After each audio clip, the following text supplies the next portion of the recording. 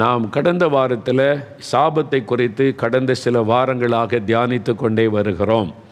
சாபம் எதனால் வருகிறது, சாபத்திலிருந்து விடுதலை பெறுவது எப்படி, சாபம் எப்படி ஆசீர்வாதமாய் மாறும் என்பதை தியானிக்க தான் தொடர்ச்சியாக தியானிக்கிறோம். சாபம் என்று ஒன்று இருக்கிறது, கண்ணுக்கு தெரியாமல் அது செயல்பட்டு அநேகருடைய வாழ்க்கையை அதை அழித்து கொண்டு இருக்கிறது. நிறைய பேருக்கு தங்களுடைய பிரச்சனைக்கு என்ன காரணம்னே தெரியலை. ஏன் இப்படி நடக்குது, ஏன் இப்படி தோல்வியாக இருக்குது, ஏன் ஒரு ஆசீர்வாதமும் இல்லை, ஏன் ஒரு நிம்மதியும் இல்லை, ஏன் வாழ்க்கை இப்படி இருக்கிறது, நிறைய பேருக்குள்ள கேள்விகள், பதில் கிடைக்கவில்லை. ஆனால் பைபிளில் தெளிவாக இருக்கிறது, சாபத்தினுடைய விளைவாய் வரக்கூடிய பாதிப்புகள். இந்த சாபம் என்பது என்ன, இந்த சாபத்தினால் உண்டாகக்கூடிய விளைவுகள் என்ன, எதனால் சாபம் வருகிறது, அதை தியானித்து கொண்டு வருகிறோம். இல்லை சாபம்னா என்ன என்பதை குறித்தும் ஏற்கனவே உங்களுக்கு சொல்லப்பட்டது. சாபம்னா என்ன, இந்த சாபத்திலிருந்து விடுதலை பெற என்ன செய்யணும், சாபத்தினுடைய விளைவுகள் என்ன என்பதையெல்லாம் நம்ம தொடர்ச்சியாக தியானித்து கொண்டே வந்திருக்கிறோம். இப்போ சாபம்னா என்ன திரும்ப ஞாபகப்படுத்துகிறேன். அன்பு சகோதரர் சாம் ஜபத்துரை அண்ணன் அவங்க புஸ்தகத்தில் தெளிவாக சொல்லியிருக்கிறாங்க. ஒருவனுடைய கொடிய பாவங்களினாலும் அக்கிரமங்களினாலும் மீறுதலினாலும் அவனையும் அவன் குடும்பத்தையும் தொடர்ந்து வரக்கூடிய தேவ தண்டனை, அதுதான் சாபம். கொடிய தண்டனை அதுதான் சாபம், தொடர்ந்து வரும். அது அந்த மாதிரி சாபம் 3-4 தலைமுறை வரைக்கும் அந்த சாபம் தொடரும் என்பதாக வேதத்தில் சொல்லப்படுகிறது. இதில் இந்த சாபத்தில் 3 காரியங்கள் உண்டு. தேவனிடத்திலிருந்து வரக்கூடிய சாபம், மனிதர் சபிப்பதினால் உண்டாகிற சாபம், நமக்கு நாமே தனக்கு தாங்களே வருவித்து கொள்கிற சாபமும் இருக்கிறது. அவங்களுக்கே தெரியாமல் மனிதர்கள் தங்களுக்கு தாங்களே வருவித்து கொள்கிற சாபமும் இருக்கிறது. இதில் நம்ம கடந்த வாரத்தில் தேவனிடத்திலிருந்து வரக்கூடிய சாபம், அதில் ஒரு பகுதியை தியானித்தோம். அதில் 2 காரியம் இருக்கிறது.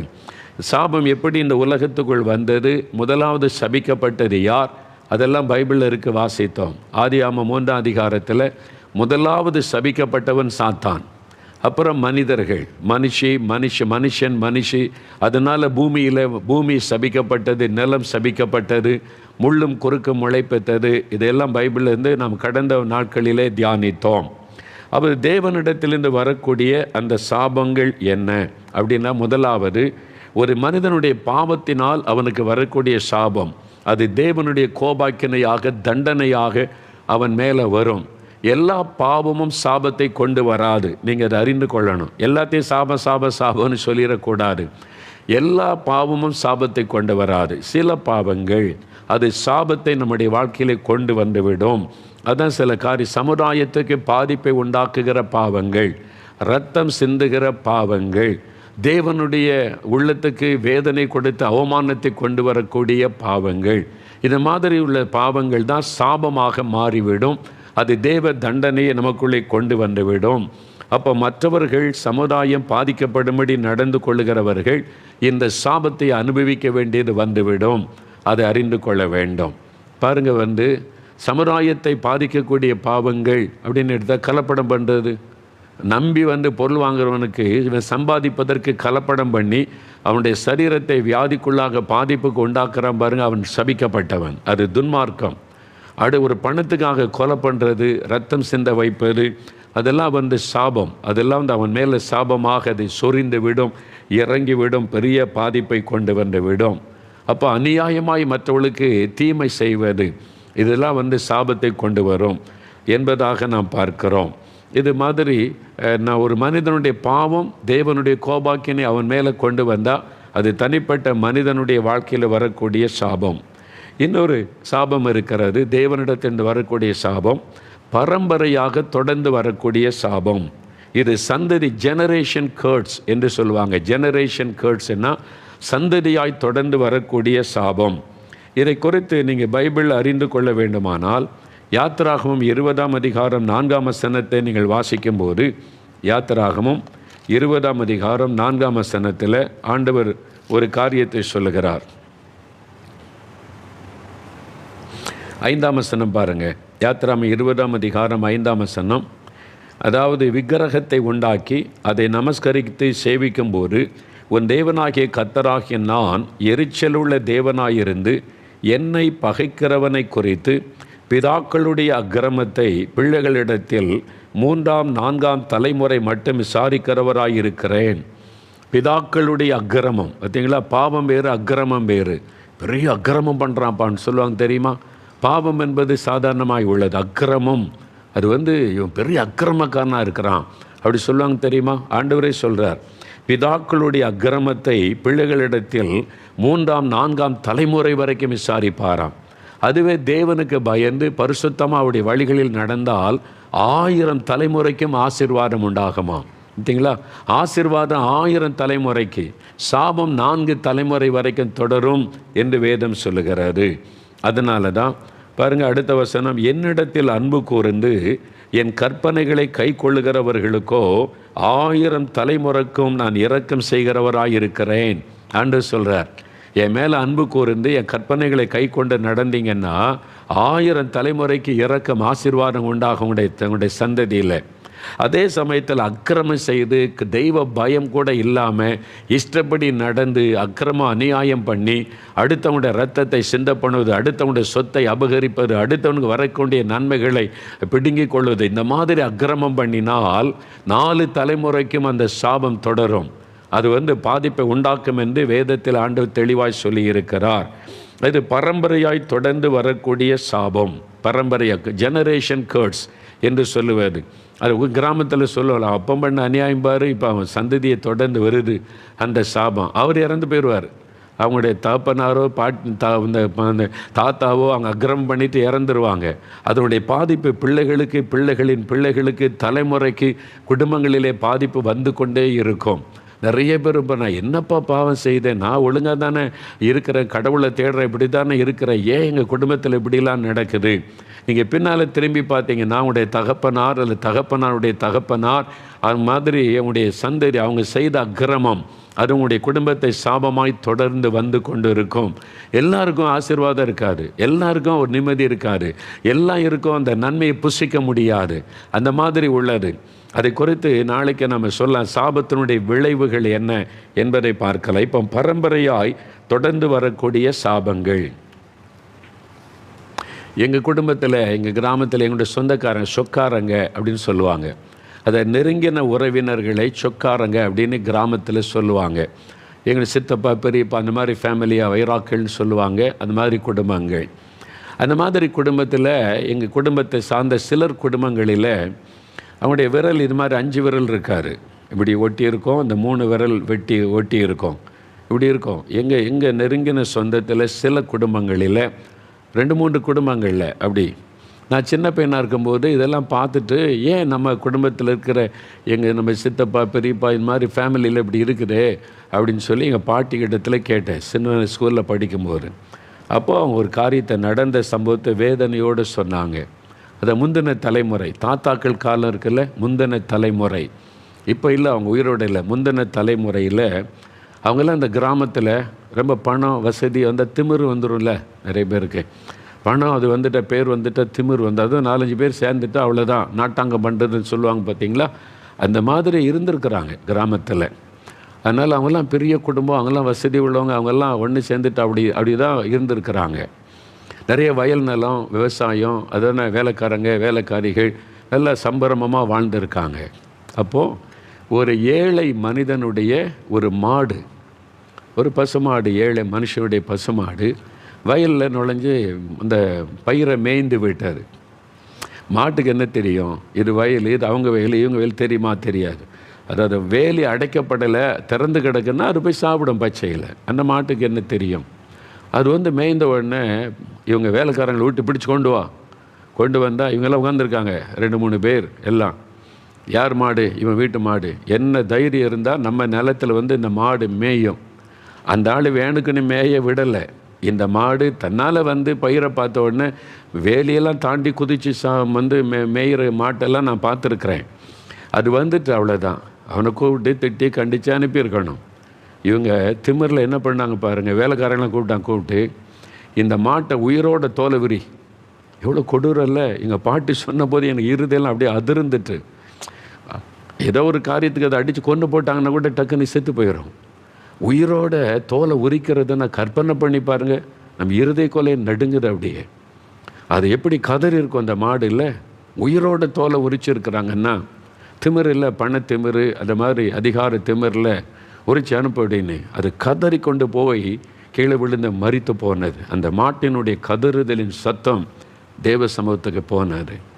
அந்த ஏழை மனிதன் கண்ணீர் விட்டு கதறின கதறுதல், அவனுக்கு அந்த ஒரு மாடு தான் இருந்திருக்கும். அதை வச்சு தான் அவனுடைய வாழ்க்கை. இவங்க திமிரில் பண்ணிட்டாங்க. தேவனுடைய சமூகத்தில் அந்த கதறுதலின் சத்தம் போனது. அது ஒரு பெரிய அக்கிரமம். அது அதனால் பாருங்கள், அந்த சாபம், எங்கள் பாட்டி சொன்னாங்க, இதில் யார் யார் சம்பந்தப்பட்டாங்களோ அவங்க குடும்பத்தில் எல்லாம் அடுத்த தலைமுறை பிள்ளைகள் பிறக்கும்போது மாட்டு கால்களை போல கைகளும், அவங்க என்ன தப்பு பண்ணாங்க? அவங்க தப்பு பண்ணல. அந்த தாத்தாவுடைய பாவம், அந்த தலைமுறையை தொடர்ந்து வரக்கூடிய சாபம் பாருங்கள், அதனுடைய பாதிப்பு வந்தது. எங்கள் பாட்டி சொன்னாங்க, அதனால தான் நாங்கள் பிறந்தபோது ஓடி வந்து முதல்ல எங்கள் கை காலை தான் பார்த்தாங்களா. சொன்னால் உங்கள் தாத்தா அந்த இடத்துல இல்லை, உங்கள் தாத்தா சம்மந்தப்படாதனால நம்ம தப்பித்து கொண்டோம். யார் யார் சம்மந்தப்பட்டாங்களோ அந்த வீட்டில் எல்லாம் பாருங்கள் அந்த சாபத்தினுடைய விளைவு. அதனால தான் எங்கள் சொந்தக்காரங்க இந்துக்கள் தான், பக்தியாக இருப்பாங்க, என்னை ரொம்ப மரியாதை வருவாங்க, பேசும்போது சொல்லுவாங்க, நம்ம குடும்பத்து மேலே சாபம் இருக்குதுப்பா, உங்கள் இயேசு கிறிஸ்துக்கிட்ட பிரார்த்தனை பண்ணி இந்த சாபெல்லாம் மாறுவதற்கு சின்சியராக சொல்லுவாங்க. அவங்களுக்கே தெரியுது சாபம் இருக்குதுன்னு, அவங்களே வாய் விட்டு சொன்னார், உங்கள் இயேசு கிறிஸ்துக்கிட்ட ஜெபம் பண்ணி இந்த சாபெல்லாம் மாறுவதற்கு என்று சொல்லுவாங்க. பார்த்தீங்களா, யாரோ செய்த அந்த போன தலைமுறையில் செய்த ஒரு அக்கிரமம் அப்படியே சாபமாக, ஒரு மாட்டினுடைய ரத்தம் சிந்தப்பட்டு அவனை கதற கதற கொன்னதுக்கே இந்த சாபம் தொடருகிறது என்றால், மனிதருடைய ரத்தம் சிந்தினா, மனிதர்களை ஜாதின்ற பெயரில் கொடுமைப்படுத்தி அடிமைப்படுத்தினா, அவன் ஏழை தானே, அவனுக்கு என்னன்னு சொல்லி தன்னுடைய பண திமிருனால் மற்றவங்களை அடிமைப்படுத்தி நசுக்குனா எவ்வளோ பெரிய சாபம் தொடர்ந்துடும் இல்லை? நல்லா யோசித்து பாருங்கள். அப்போ இது நான் அப்படியே சந்ததியாய் தொடருகிறது, சந்ததியாய் தொடர்ந்து வரக்கூடியது. சில கொடிய நோய் பாருங்கள், சந்ததி அப்பாவுக்கு இருந்துச்சு, பிள்ளைக்கு இருந்துச்சு, அடுத்த பிள்ளைக்கு பேர பிள்ளைக்கு அப்படியே அந்த நோய் தொடரும். சில நோய்க்கு இப்போ டாக்டர்ஸே போனால் உங்களுடைய ஃபேமிலி ஹிஸ்ட்ரியை சொல்லுங்கன்றாங்க. உங்கள் அப்பாவுக்கு இருந்துச்சா, உங்கள் அம்மாவுக்கு இருந்துச்சா, உங்கள் தாத்தாவுக்கு இருந்துச்சா, வியாதி தொடருது. அது என்ன தொடர்ந்து வருவதற்கு? கர்ட்ஸு, சாபம். தொடர்ந்து வருவது சாபம், நல்லா அறிந்து கொள்ளுங்க. அதனால தான் டாக்டர்ஸே இப்போ அது கேட்குறாங்க, அவங்களுக்கு இருந்துச்சா அப்படின்னு கேட்குறாங்க. அந்த சாபத்தை நிமித்தம் அந்த வியாதி தொடர்ந்து வருகிறது, அப்படியே பாதிப்பை உண்டாக்குகிறது. சிலருக்கு அந்த குறிப்பிட்ட வயது வந்தவுடனே அந்த குடும்பத்தில் தொடரும். நான் ஏற்கனவே சொன்னேன்ல, ஒரு குடும்பம் என்னை பார்க்க வந்தாங்க, வாலிப மகள் வாய் விட்டு சத்தமிட்டு அழுதாள். அங்கிள் ஜெபம் பண்ணுங்க பயமாக இருக்குதுன்னு அழுதா. என்னம்மா விஷயம்? அவங்க குடும்பத்தார் அப்பா அம்மா எல்லாம் வந்திருக்கிறாங்க, எல்லாம் அப்படியே பதறிக்கொண்டு பார்க்குறாங்க. அவர் சொல்கிறா, எங்கள் அப்பாவுக்கு இந்த வியாதி, எங்கள் அண்ணனுக்கு இந்த வியாதி, எங்கள் அக்காவுக்கு இந்த வியாதி. நான் கேட்டால் கரெக்டாக இந்த வயசு 20 வயசு வரும்போது இந்த வியாதி வந்துடுது, டாக்டர்ஸு குணமே ஆக்க முடியாதுன்னு சொல்கிறாங்க. இது ஒரு பரம்பரையை தொடர்ந்து வர்ற வியாதி, ஒன்றும் பண்ண முடியாதுன்றாங்க. எனக்கு இப்போ அந்த வயசு வரப்போகுது அடுத்த வருஷம், அப்போ எனக்கு அந்த வியாதி வந்துடும்ல, என் குடும்பத்தில் எல்லாரையும் தாக்குது அந்த வியாதி, அந்த வயசு வந்துட்டாலே வந்துடுது. ஜெபம் பண்ணுங்க. ஏன் அப்படி வருது? இது வினோதமாக இருக்குல்ல. ஒரு வியாதி சாதாரணமாய் வருவது சாபம் கிடையாது. ஒருத்தருக்கு ஒரு வியாதி வருது, பல காரணம் இருக்கலாம். அவங்களுடைய உடம்பில் ஏதோ ஒரு டெஃபிசிட்டி வந்திருக்கலாம், ஒரு கிருமினால் வந்திருக்கலாம், பல தவறுனால் வந்திருக்கலாம், பல காரணம் இருக்குது வியாதி வர. ஆனால் வினோதமாக தொடர்ச்சியாக அந்த வியாதி வந்துக்கிட்டே இருக்குதுன்னா, அது குறிப்பிட்ட அந்த வயசு வருதுன்னா நீங்கள் யோசித்து பார்க்கணும், இது எப்படி வினோதமாக இருக்குதுன்னா அதுக்கு பின்னால் இருக்க ஒரு சாபத்தின் கிரியை. ஒரு குடும்பத்து மேலே சாபம் இருக்குன்னா சாத்தான் அதன் வழியாக உள்ள நுழைஞ்சி அந்த குடும்பத்தை வதைத்து கொண்டே இருப்பான். அதனால தான் சொல்லுவாங்க, ஏன் வாழணும், வாழவே விருப்பம் இல்லை, செத்துடலான்னு தோணுது. பெரிய கோடீஸ்வரங்களாக இருப்பாங்க, சொத்து இருக்கும், வசதி இருக்கும், எல்லாருக்கும், வீட்டுக்குள்ளே போனால் செத்துடலாம், எதுக்கு வாழணும்னு தோணும். கர்ட்ஸ், சாபம். அந்த சாபம் தான் மன விரக்தியை கொண்டு வரும், அந்த மாதிரி பாதிப்பை கொண்டு வரும். தலைமுறையாய் சில குடும்பத்தில் பாருங்கள், வறுமை தலைமுறையாக தொடர்ந்து வரும். நிறைய சொத்து இருக்கும், ஆனால் வறுமை, சாப்பாட்டுக்கு வழி இல்லை, கடன் கடன் கடன். சொத்து பார்த்திங்கன்னா கோடிக்கணக்காக இருக்கும், வீட்டுக்குள்ளே வறுமை. ஆசீர்வாத சாபம், ஏதோ ஒரு சாபம் அந்த சந்ததியை தொடருகிறது என்பதை அறிந்து கொள்ள வேண்டும். பார்த்திங்களா, இது சாபம், சந்ததியை தொடர்ந்து வரக்கூடிய அந்த சாபங்கள், கர்ட்ஸ் தொடர்ந்து வருது. ஒரு நண்பருடைய ஒரு ஐயாவுடைய சாட்சியை வாசித்தேன். நான் போனபோது அவங்கள பார்த்து, அவங்க எனக்கு அனுபவத்தை எழுதியிருக்கிறேன் அப்படின்னு கொடுத்தாங்க. அதை வாசித்தா அவங்களுக்கு ஒரு குழந்தை பிறந்தது.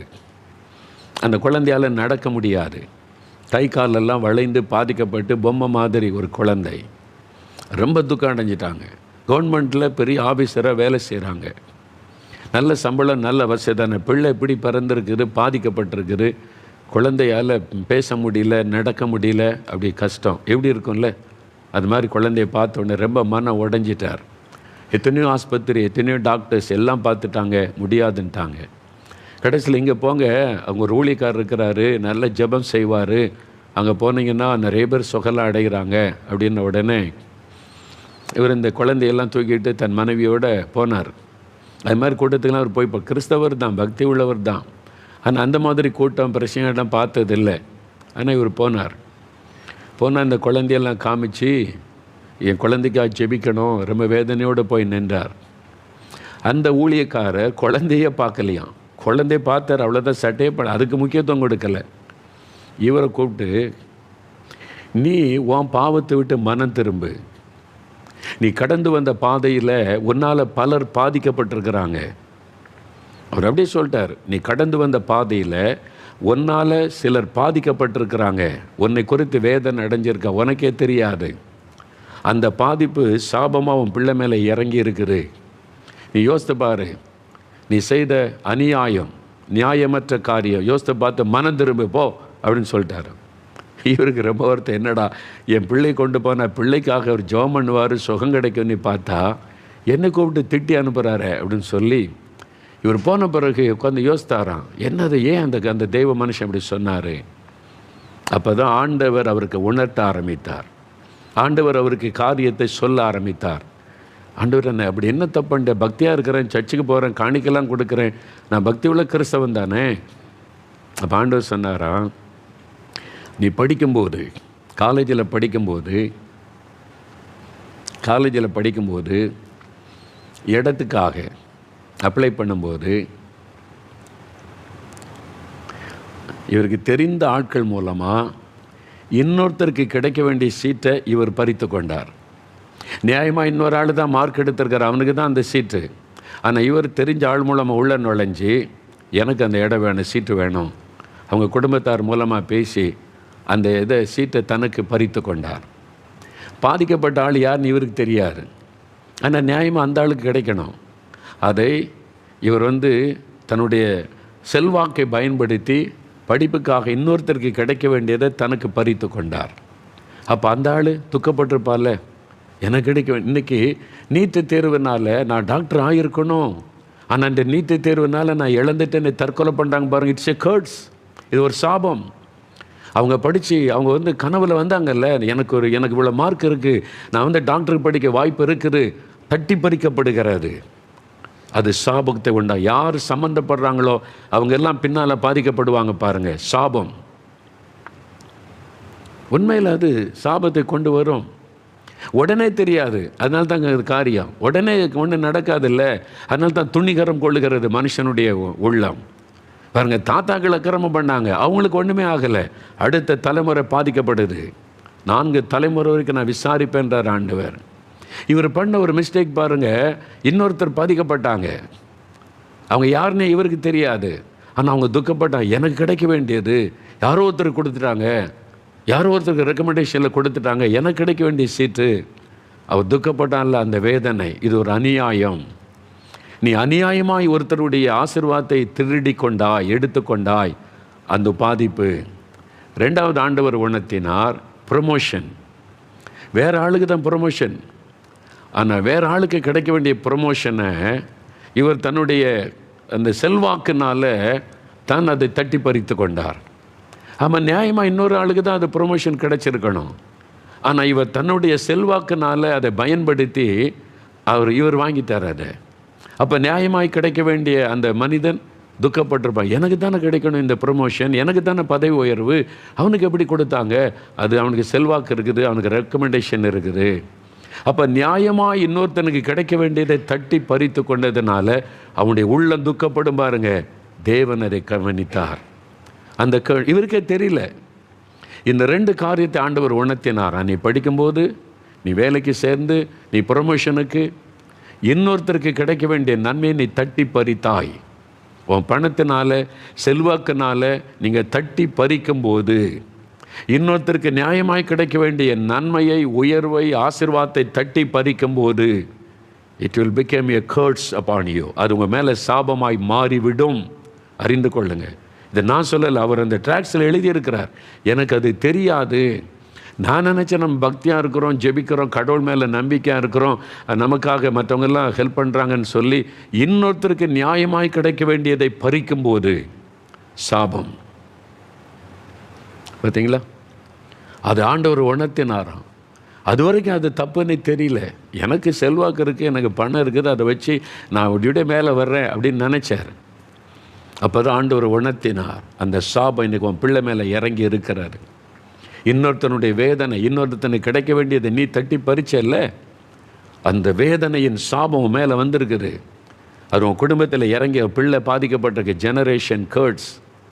அவர் அழுதார், ஆண்டவரே நான் ஒரு பாவின்றதை உணராமல் நான் பக்தியாக இருக்கிறேன், ஜெபிக்கிறேன், பைபிள் வாசிக்கிறேன்னு நினச்சிட்டேன், என்னை மன்னிங்க. அப்போ தான் பாவனை உணர்ந்து அழுதாராம், மனம் திரும்பினாராம். அவர் எழுதியிருந்தார். நேரில் பார்த்தேன் அவரை. பெரிய ஒரு கவர்மெண்ட் ஆஃபீஸர் அவர். நான் எவ்வளோ பெரிய தப்பு பண்ணியிருக்கிறேன். நல்லா அறிந்து கொள்ளுங்க. இன்னொருத்தருக்கு நியாயமாய் கிடைக்க வேண்டிய நன்மையை நீங்கள் அநியாயமாக தட்டி பறிச்சிங்கன்னா அது உங்களுக்கு சாபமாய் மாறிவிடும். இது தான் ஒரு அனுபவத்திலேருந்து நான் அறிந்து கொண்டேன். இந்த மாதிரி நிறைய பேருடைய வாழ்க்கையில் சாபம் குடும்பங்களை தொடர்ந்து வருது. நிறைய பேர் அதை உணராமலேயே நம்ம வாழ்ந்து கொண்டு இருக்கிறோம். ஆனால் ஏன் ஜெபத்துக்கு பதில் வர மாட்டேங்குது? ஏன் கண் முன்னால் உங்களுக்கு ஒரு முள்ளை போல் அது குத்தி வேதனைப்படுத்திக்கிட்டே இருக்குது? கொஞ்சம் பின்னால் திரும்பி பாருங்கள். எங்கோ யாரோ உங்களால் பாதிக்கப்பட்டிருக்கிறாங்க. அந்த சாபம் உங்களை தொடர்ந்து வந்து கொண்டே இருக்கிறது. அதனால தான் நீதியாக நடங்க அப்படின்னு ஆண்டவர் சொல்கிறார். நீதியாக நடங்க, நேர்மையாக நடங்க, உண்மையாக நடங்க அப்படின்னு ஆண்டவர் சொல்ல காரணம் என்ன? நம்ம இது குறித்து உணர்வே இல்லாமல் நிறைய பேர் இருக்கிறோம். இதெல்லாம் உலகத்தில் சகஜம்னு நினைக்கிறோம். இல்லை, நிறைய பேருடைய வாழ்க்கையில் அந்த சாபத்தினுடைய பாதிப்பு கண்முன்னால் தெரியுது. ஆனாலும் நம்ம உணராமலேயே பலர் வாழ்ந்து கொண்டு இருக்கிறோம். நீங்கள் சிந்திச்சு பாருங்கள், உங்களுக்கு தெரியும் எங்கே நடந்து தவறு. யோசித்து பாருங்கள். அதான் சொன்ன, ஒரு முறை ஒரு சகோதரி சாபத்தை குறித்த பிரசங்கத்தை கேட்டுட்டு ஃபோனில் அழுகிறாங்க, கேட்குறாங்க, பிரதர் எங்கள் குடும்பத்தில் 3 தலைமுறையாக 40 வயசுக்கு மேலே ஆண்கள் உயிரோடு இல்லை. 40 வயசு வர்றதுக்குள்ளே செத்துருவாங்க. விபத்தில் சாவாங்க, வியாதி வந்து சாவாங்க, திடீர்னு மரணம். எல்லாரும் விதவைகளாக இருக்கிறோம். 3 தலைமுறை எல்லாம் விதவைகள், பெண்கள் விதவைகளாக இருக்கிறோம். ஓய், ஏன் ஒரு வீட்டில் ஒருத்தர் மறித்து ஒரு விதவை இருக்கலாம், அதெல்லாம் சாபம்னு சொல்லிட முடியாது. அதனால் விதவை ஆனாலே சாபம்னு சொல்லிடுறாருங்க. தயவு செய்து அப்படிலாம் கிடையாது. அவங்க குடும்பத்தில் 40 வயசுக்கு மேலே எல்லாருமே ஆண்கள் மறித்து எல்லாருமே வந்து விதவைகளாக இருக்கிறாங்க. அப்போ அது இயற்கைக்கு மேற்பட்ட விதமாக இருக்குதுல்ல, அதில் சாபம் இருக்கலாம். இன்றைக்கி ஒரு சகோதரர் வந்தார். வந்து திறப்பின் வாசி ஜெபத்தில் ஜெபிக்கும் போது சொன்னார், பிரதர் எனக்கு இதே அந்த காலில் ஏதோ கட்டு போட்டு என்னதோ வச்சுருக்கிறார், அப்படியே நடக்க முடியல, ஜெபிக்கிற முழங்கால் போட முடியல, நான் கை வச்சு பார்த்தா என்னதோ மட்டை மாதிரி வச்சு கட்டியிருக்கிற மாதிரி தெரியுது. அவர் சொல்கிறாரு, 3 முறை திரும்ப திரும்ப விபத்து ஏற்பட்டு அதே இடத்துல எனக்கு அடி எலும்பு முறிவு. 3 முறை தொடர்ந்து விபத்து நடந்து அதே இடத்துல. இது வினோதமாக இருக்குல்ல. ஒரு முறை விபத்து வந்துச்சு, ஓகே. 3 முறையும் அதே இடத்துல எலும்பு முறிவு ஏற்பட்டு நடக்க முடியாமல். இது வினோதமாக இருக்குல்ல, இயற்கைக்கு மேற்பட்ட விதமாக இருக்குல்ல.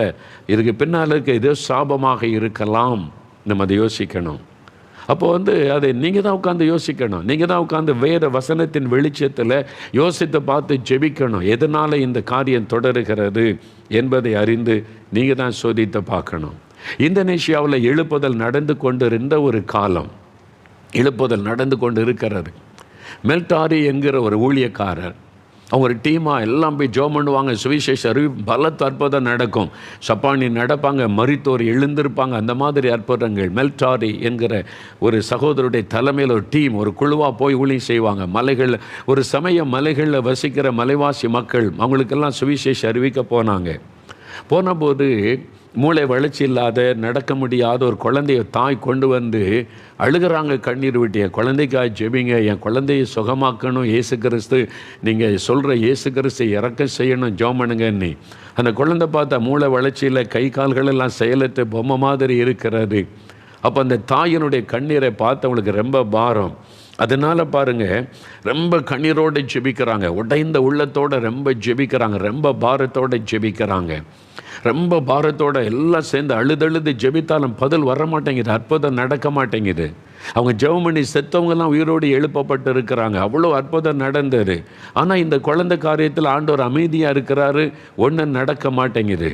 அதனால் ஆண்டவர்கிட்ட கேட்டாங்க, என்ன ஆண்டவரை, ஏன் இந்த குழந்தைக்கு நாங்கள் ஜெபித்தா பதில் வர மாட்டேங்குது, மாற்றம் வர மாட்டேங்குது, இவ்வளோ நாங்கள் ஜெபித்து கொண்டு இருக்கிறோமே, பல மணி நேரம் போராடியாச்சு. அப்போ ஆண்டவர் வெளிப்படுத்துகிறார், வா, இது ஒரு சாபத்தினால் வந்தது. என்ன காரணம் ஆண்டவர்கிட்ட கேட்டால், இந்த குழந்தையினுடைய தாத்தா, தகப்பனாருடைய தகப்பனார், அவர் ஒரு பூசாரியாக இருந்தவர். அவங்க இந்த ஆதிவாசி மக்கள், மலைவாசி மக்கள், ஒரு கிராமத்துக்கு இன்னொரு கிராமம் சண்டை போடுறது, ஒரு இனத்துக்கு ஒரு இனம் சண்டை போடுறது, அது மாதிரிலாம் இருந்திருக்குது, ரத்தம் சிந்துவது அதெல்லாம்.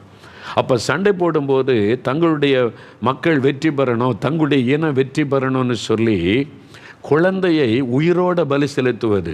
தெய்வத்துக்கு நாங்கள் படைக்கிறோம், எங்களுக்கு வெற்றி கிடைக்கணும், நாங்கள் அடுத்து அவங்கள வெற்றி பெறணும்னு சொல்லி ஜெயம் எடுப்பதற்கு குழந்தையை பலி செலுத்தம், உயிரோடு புதைக்கிறாரு. அவங்க பூஜை செய்து மந்திரவாதம் பண்ணி உயிரோட மண்ணுக்குள்ளே புதைப்பது என்ன கொடூரம் இல்லை? அதெல்லாம் அந்த காலத்தில் அவங்க செஞ்சுருக்காங்க. வெற்றி பெறுவதற்கு கடவுளுக்கு பலி செலுத்துறது, அதை தப்பாக நினைக்கல. ஆண்டவர் அதை காண்பித்தார். அதை காண்பித்து இந்த மாதிரி குழந்தையை அவங்க உயிரோடு புதைத்த அந்த சாபம் தொடருகிறது. அந்த கேர்ட்ஸ் அந்த சந்ததியில் வந்திருக்குது. இவங்க கேட்டாங்க, இது மாதிரி நடந்து, அவங்க அந்த அம்மாவுக்கு தெரியல, எனக்கு தெரியாதுங்க, முந்தின தலைமுறையில் நடந்திருக்கலாம். அப்போ அந்த ஊரில் இந்த பெரியவங்ககிட்ட கேட்குறாங்க. அப்போ அவங்க பார்த்து கொண்டு அந்த அப்பா, அவங்க அந்த பெரிய வயசானவங்க சொன்னாங்க, உண்மை, ஆண்டவர் உங்களுக்கு வெளிப்படுத்தினது உண்மை. அந்த நாட்களில் இந்த மாதிரி தான் நடந்துச்சு, இந்த மாதிரி தான் செய்தாங்க. குழந்தை உயிரோட பலி கொடுப்பது, பூமிக்குள்ளே புதைப்பது, பூஜை செய்து தெய்வத்துக்கு பலி கொடுப்பது, ரத்தம் சிந்தி, இது கடவுளுக்கான பலின்னு நீங்கள் எப்போ சொல்கிறீங்களோ உங்கள் குடும்பத்தில் சாபம் அறிந்து கொள்ளுங்க, அது சாபமாய் தொடரும். ரத்தம் கேட்கிற தெய்வம் கிடையாது, அறிந்து கொள்ளுங்க. அது பிசாசு தான் ரத்தம் கேட்குமே இல்லாமல் நம்மை சிருஷ்டித்த கடவுள் ரத்த பலி கேட்பது இல்லை. இரத்த பலி, அதுக்கு தான் இயேசு சிலுவையில் ரத்தத்தை சிந்தி பலியாகி பலிக்கெல்லாம் ஒரு முடிவை உண்டாக்கினார். அதுவும் மனுஷ ரத்தத்தை சிந்துவது, குழந்தைகளுடைய ரத்தத்தை சிந்துவது சாபத்தை கொண்டு வரும். இன்றைக்கி பல தேசங்களில் இப்போவுமே இந்த மாதிரி உயிர் பலி கொடுக்கப்படுகிறது. அது ஒரு சாபம், அது ஒரு கேர்ட்ஸ். இப்போ பல இடத்துல நடக்கிறது. மந்திரவாதம்ன்ற பேரில் பலி செலுத்துவது, பல இடத்துல இரவில் தெரியாமல் குழந்தைகளை கடத்திட்டு போய் பலி செலுத்துவது, அந்த ரத்தம் சிந்துதல் அந்த சாபத்தை கொண்டு வந்துவிடும். பாருங்கள், அது மேலே அப்போது என்ன செய்கிறது? தாய் அழுகிறாங்க. அவங்க முன்னோர் செய்கிற பாவம் என் பிள்ளையை பாதிச்சிருக்க, என்ன பண்ணணும்? ஆண்டவர்கிட்ட கண்ணீரோடு ஜெபம் பண்ணுங்க, ஆண்டவரே இந்த சாபத்துலேருந்து எங்களுக்கு விடுதலை வேணும். அது அவங்க செய்கிற பாவம், ஆனால் நீங்கள் சிலுவையில் சாபத்தை சுமந்தீங்க, எங்களுக்கு இறக்க செய்யுங்க, நம்ம ஜெபிக்கலான்னு எல்லாம் சேர்ந்து அந்த தாய் கண்ணீரோடு இயேசுகிட்ட கதறினாங்க. நீர் இந்த சாபத்துலேருந்து விடுதலையாக்கி என் குழந்தைக்கு சுகம் தரணும். நான் இப்போ உம்முடைய பிள்ளை ஆயிட்டேன், உமக்கு ஒப்பு கொடுக்குறேன். இந்த சாபத்துக்காக சிலுவையில் மறித்தீங்கன்னு எல்லாரும் சேர்ந்து கதறி அழுது ஜெபித்த போது ஆண்டவருடைய இரக்கம் இறங்கினது, சாப கட்டு அறுக்கப்பட்டு குழந்தைக்கு சுகம் உண்டானது. ஆனால் இந்த மாதிரி பாதிக்கப்படுகிற குழந்தைக்கு சாதாரண ஜெபத்தில் விடுதலை கிடைக்காது. அந்த குடும்பத்தார் பாவத்தை அறிக்கையிட்டு சாபத்திலிருந்து விடுதலை பெற அர்ப்பணித்து ஜெபிக்கும் போது, தேவனுடைய கிருபை இறங்கும் போது தான் அந்த சாப கட்டு அறுக்கப்படும். அதனால தான் நீங்கள் இந்த மாதிரி காரியத்தை யோசிக்கணும். அதனால் ஒரு குழந்தை அப்படி பிறந்தாலே உடனே சாபம்னு நினச்சிடக்கூடாது. ஐயோ இந்த குழந்தை சாபம், தயவுசெய்து அப்படி நினைக்காருங்க. நீங்கள் ஜெபம் பண்ணுங்க, ஓய் ஏன் இது, என்ன காரணம்? காரணம் இல்லாமல் இட்ட சாபம் தங்காது. ஒரு சாபம் தொடருதுன்னா ஒரு காரணம் இருக்க வேண்டும். ஆந்திராவில் எஸ்என்ஆ என்ற ஒரு பிரதர் ஊழிய செய்து சமீபத்தில் தான் தேவனுடைய ராஜ்யத்திற்கு போனார். 1000 திருச்சபைகளை ஸ்தாபித்தவர். ஆனால் அவருடைய அனுபவத்தை சொல்லியிருக்கிறார். அவருக்கு 10 வயசில் ஒரு அசுத்த ஆவி தாக்கி மனநிலை பாதிக்கப்பட்டு வெறும் ஒரு அழுக்கு துண்டை கட்டி கொண்டு 7 வருஷம் பைத்தியம் முடித்து ரோட்டில் அலைந்தார். நெல்லூரில் அவனுடைய தகப்பனார் பெரிய ஒரு ரைஸ் மில் ஓனர், பெரிய பணக்காரர். முற்பிறவியில் செய்த பாவமாக இருக்குன்னு விட்டுட்டாங்க. அப்படி எச்சி இலைகளை சாப்பிட்டு கொண்டு அப்படியே அப்புறம் ரத்த வாந்தி எடுத்தாராம். அவங்க சொன்னாங்க, பிரதர் ஏசன்னா சொல்லும்போது, நான் ரத்த வாந்தி எடுத்து கொண்டு இருந்தேன் அந்த வாலிப வயசில். 7 வருஷம் பைத்தியம் முடிச்ச ரோட்டில் எனக்கு என்ன நடந்துன்னே தெரியாது, தானாக பேசிக்கொண்டு சிரித்து கொண்டு அலைந்தேன். ரத்த வாந்தி எடுக்கும்போது என் ஊர் மக்கள் சொன்னாங்களாம், பாருங்கள், இவன் ரத்த வாந்தி எடுக்கிறான். காரணம், அவங்க தாத்தா ரத்தம் குடித்தார். அவங்க தாத்தா ரத்தம் குடித்தார். இப்போ இவன் ரத்தத்தை வாந்தி எடுத்து கொண்டு இருக்கிறான்னு மக்கள் பரிகாசம் பண்ணாங்க. அது என்னதுன்னு விசாரித்தா, அவனுடைய தாத்தா ஒரு பூசாரியாக இருந்து ஆட்டை கடித்து பச்சை ரத்தத்தை குடிப்பாராம். அந்த பலி செலுத்துறதுக்கு ஆட்டை கடித்து பல்லுனால பச்சை அந்த ஆவி அவருக்குள்ளே வரும்போது பச்சை ரத்தத்தை குடிப்பாராம். ஒரு மக்களே பரிகாசம் பண்ணி சொன்னாங்க, தாத்தா ரத்தம் குடித்தாரு, இப்போ பேர ரத்தத்தை கக்குகிறான், சாபம் கர்மம் அப்படின்னு சொன்னாங்களாம். உண்மைதானே? நிறைய பேருக்கு அது தெரியுது. ஏன் அதுலேருந்து விடுதலை பெற விரும்ப மாட்டேங்கிறீங்க? நிறைய பேருக்கு அது கர்மம், அது சாபம் தொடருதுன்னு தெரியுது.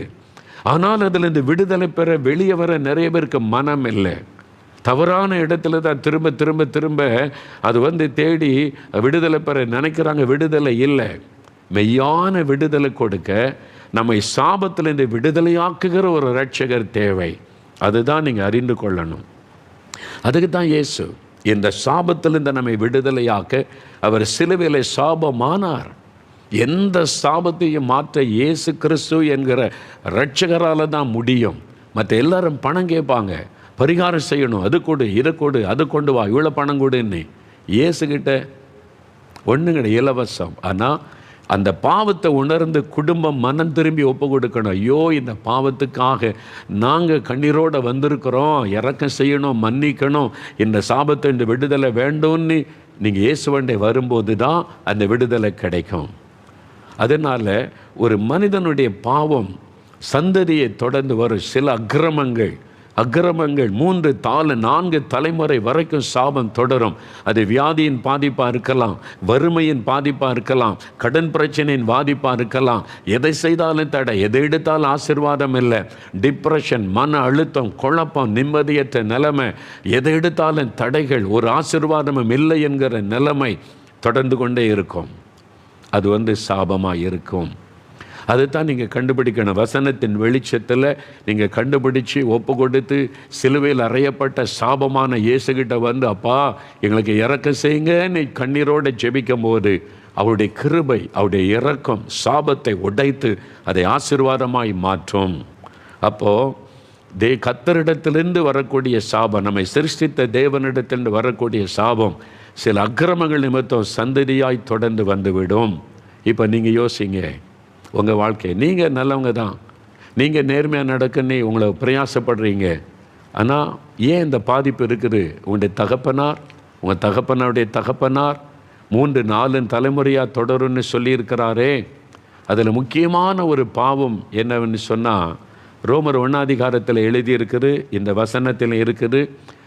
இப்போ ஆண்டவரிடத்தில், ஆண்டவரே என் குடும்பத்தில் சந்ததியாக இந்த சாபம் தொடருது, ஒரு ஆசீர்வாதமும் இல்லை, ஒரு நன்மை, எல்லாரும் இருக்குது ஆசீர்வாதம் இல்லை, எல்லாம் இருக்குது, வீட்டுக்குள்ளே வறுமை, பண கஷ்டம், கடன் இதான் இருக்குது, ஒரு நன்மையும் இல்லை, எல்லாம் தடை, அவமான, நிந்தை, ஒன்றில் ஒரு ஆசீர்வாதமே இல்லை.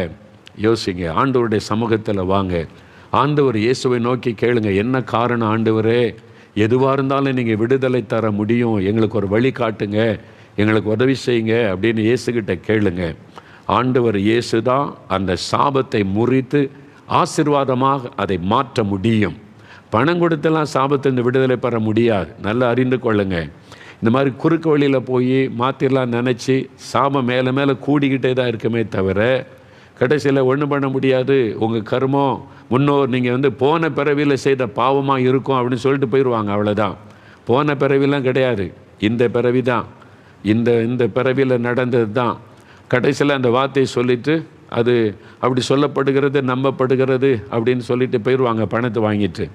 மெய்யான விடுதலை பெற வழி பைபிளில் இருக்குது, அதை அவங்களுக்கு சொல்லித்தரேன். நீங்கள் அதை அறிந்து கொண்டு நீங்கள் ஜெபிக்கும் போது விடுதலை. இப்போ ஒரு நிமிஷம் கண்களை மூடி யோசித்து பாருங்கள், உங்கள் குடும்பத்தில் ஏன் இந்த மாதிரி தொடருது, ஏன் இது மாதிரி தொடர்ச்சியான தோல்விகள், ஏமாற்றங்கள், மரணங்கள், இழப்புகள், கடன் பிரச்சனை, வறுமை, நிம்மதி இல்லை, போராட்டம், இது மாதிரி ஏன் இருக்கிற ஒரு ஆசீர்வாதமும் இல்லை? யோசிங்க. இன்றைக்கி இரவு ஜெபம் பண்ணுங்க. ஆண்டவரே என்ன காரியம், எங்களுடைய முன்னோருடைய பாவம் என்ன இருக்கிறது எங்களுக்கு காண்பின்னு சொல்லி கேளுங்க. ஆண்டவர்கிட்ட ஒப்பு கொடுங்க. ஆண்டவர் இறங்கி உதவி செய்வார். தகப்பனே, இந்த வசனத்தை கேட்கிற ஒவ்வொருவருக்காக ஜெபிக்கிறேன். இந்த மக்களுடைய மனக்கண்கள் திறக்கப்படட்டும். இந்த மக்களுக்குடைய ரகசியங்கள் வெளிப்படுத்தப்படட்டும்.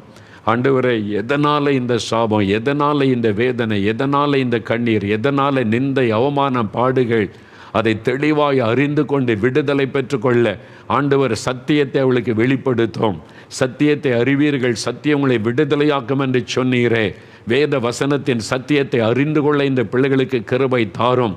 என் ஜனங்கள் அறிவில்லாமையினால் சங்காரமாகிறார்கள் என்று சொன்னீர். சங்காரமாகி கொண்டிருக்கிற இந்த மக்களுக்காக ஜெபிக்கிறேன். அவர்கள் சத்தியத்தை அறிந்து கொள்ள அவருடைய மனக்கண் திறக்கப்படட்டும். வேத வசனத்தின் வெளிச்சத்தை அறிந்து கொள்ள கிருபை தாரும். ஆவியானவர் தொடர்ந்து பேசும், உணர்த்தும். எப்படியாவது சாபத்தில் இந்த ஒவ்வொரு குடும்பமும் விடுதலை அடையணும். ஒவ்வொருவரும் இந்த சாபக்கட்டிலிருந்து விடுதலை பெற்று ஆசீர்வதிக்கப்படணும். அதற்காக உம்மை அறிந்து கொள்ள, சத்தியத்தை அறிந்து கொள்ள உதவி செய்யும். தொடர்ந்து அவர்களோடு பேசும். இயேசு கிறிஸ்துவின் நாமத்தில் ஜெபிக்கிறோம் பிதாவே. ஆமேன், ஆமேன்.